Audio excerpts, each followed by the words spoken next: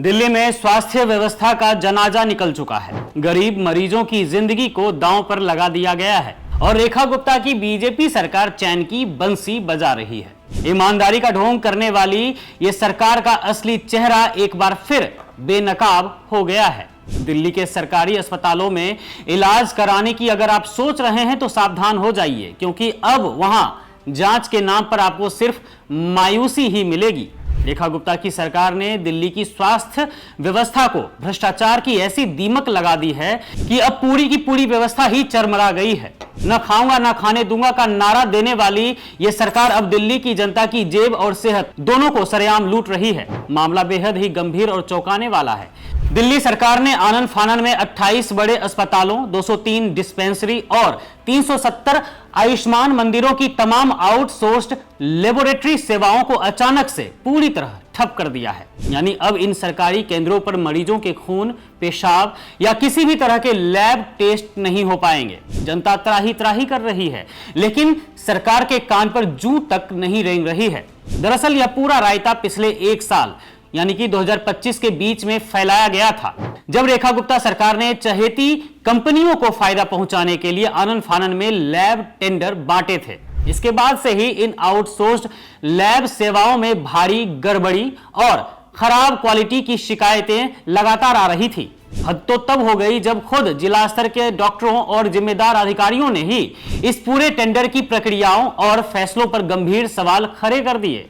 अब जब दूसरे साल में इन दागी सेवाओं को आगे बढ़ाने की मंजूरी देने की बात आई तो अफसरों के हाथ पांव फूल गए। सरकार की हालत टाइट हो गई, फाइल आगे बढ़ी ही नहीं, मंजूरी अटक गई और नतीजा यह हुआ कि पूरी दिल्ली की सरकारी लैब व्यवस्था पर ताला ही लग गया।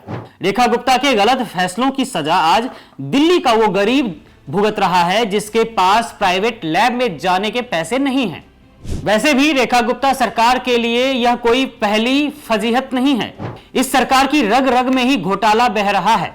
अभी इस नए टेंडर घोटाले की गूंज शांत भी नहीं हुई थी कि दिल्ली में पूरे 700 करोड़ रुपए का दवाई और मशीन महाघोटाला सामने आ गया था कुछ दिनों पहले। इस घोटाले की स्क्रिप्ट ऐसी लिखी गई कि जिसे सुनकर किसी का भी कलेजा कांप जाए।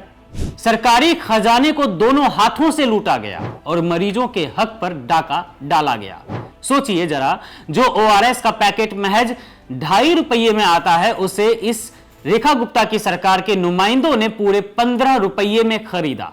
अस्पतालों के लिए जो सामान्य बेडशीट 150 रुपये में मिल जाती है, उसे 450 रुपये के ऊंचे दामों पर उठाया गया। और तो और घपलेबाजी की हद तो तब पार हो गई जब 10 लाख रुपए की पोर्टेबल एक्सरे मशीन को पूरे 33 लाख रुपए की भारी भरकम कीमत पर खरीदा गया।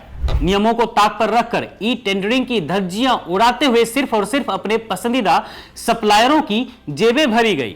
यह साफ दिखाता है कि अस्पतालों को मरीजों के इलाज के लिए नहीं, बल्कि बीजेपी के नेताओं और मंत्रियों की काली कमाई का जरिया बनाने के लिए चलाया जा रहा है।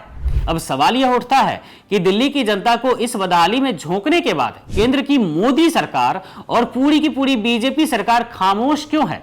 बड़ी बड़ी बातें करने वाली बीजेपी की रेखा गुप्ता सरकार अब इस महालूट पर मुंह खोलने से कतरा क्यों रही है?